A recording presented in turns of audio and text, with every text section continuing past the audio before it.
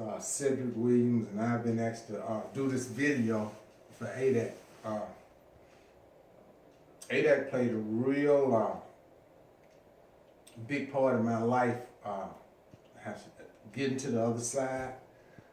When I first came here, was this lady that was over the place, Sarah Jones. And I had met her because I had started going to AA meets through another lady that worked here named Peggy. And when I met, I had came here and met her because they needed somebody to cut the grass. That's what it was, cut the grass. And when I came cut the grass, we'll talk a little bit. Next thing I know, I was doing jobs here, you know, painting. But at the time, in all honesty, I was using drugs too. My drug use continued to the point of where because I stayed right down the street from here. I had an apartment. Then I got evicted from my apartment. And that same lady, you know, who I came in just cutting grass, and, you know, she was letting me do side work. When she found out that I was homeless, she told me that I could start doing in-house maintenance here. And I moved up in the loft. And you know, it touched my heart when I think about Sarah. You know, she gone now, but oh man, she was something else. Anyway, I still continued to use. I didn't stop. I had all kind of money coming, and Sarah still continued to love me in spite of myself.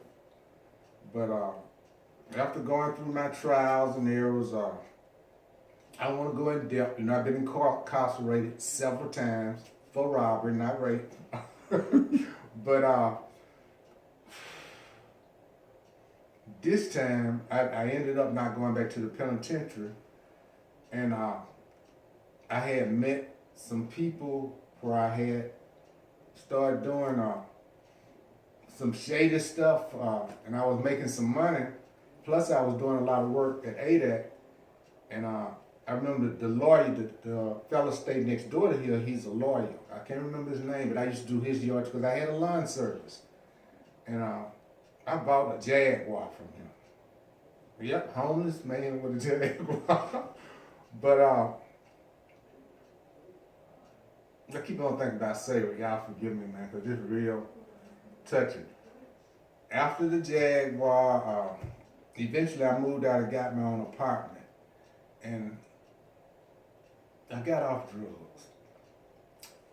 Before I moved out, but I was still, you know, me and Sarah still stayed in touch. And while I was off drugs, it was this big void in my life.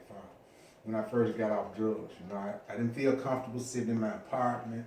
I didn't feel comfortable when I was around a bunch of people. I wasn't happy. And I came to Sarah and talked to her about it. And she told me, I still remember her words. She said, Cedrick, you must have a spiritual void in your life. Try going down to Southside Baptist. Now, I didn't know what Southside Baptist was. When I got down, it was a predominantly white church. You could count the black members there. And you know, it hit my mind, man, what Sarah sent me down here for? But Sarah was such a spiritual woman.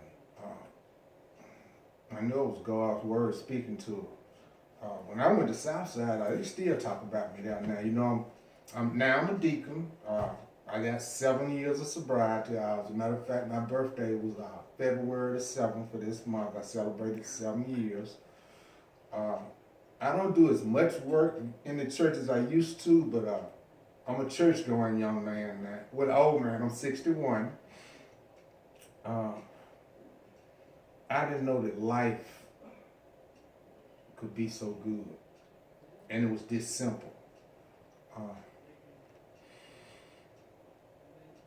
Anytime ADAC asks me to do something, I try to be there for them, because I really look at this place as, how should I say it, my canoe on my journey to life. It's really been a blessing knowing this place was here. Not just for me, because, you know, as you know, they police, doing the grief counseling, the family members that they didn't help. They help people who just work here, because I was one of them. I came from the other side of the tracks. You know, I told you about being incarcerated 2 times for robbery. Rough fella. And I didn't think nobody wanted to help me, man. I thought everybody was against me. But this place has been so beneficial. I thank God that I've been asked to do this video. And I just want to say, life good.